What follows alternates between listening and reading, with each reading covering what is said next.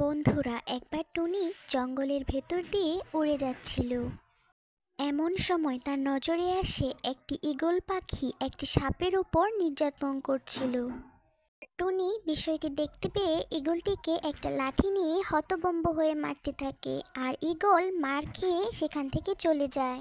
আর সাপ জীবন বাঁচানোর জন্য তাকে ধন্যবাদ জানায় এবং উপহারস্বরূপ তাকে একটি নাগমণি দেয়। গিয়ে কোথা থেকে এসে এক পাগল ষাঁড় জঙ্গলে ঢুকে তাণ্ডব শুরু করে দেয়, আর পশু পাখিদের তার শিঙে করে গুটিয়ে ফেলে দিতে থাকে। টুনি বাসায় ফিরে আসলে ষাঁড় তার দিকে এগিয়ে যায় এবং টুনিকে শিঙে করে গুটিয়ে দেয়। এতে টুনি ছিটকে গেলেও সেই মণির খণ্ড নিচে পড়ে যায়, আর সেই মণির থেকে অদ্ভুত শক্তি এসে ষাঁড়ের উপর পড়ে, আর ষাঁড় ঠান্ডা হয়ে যায় এবং নিশ্চুপ হয়ে বসে পড়ে।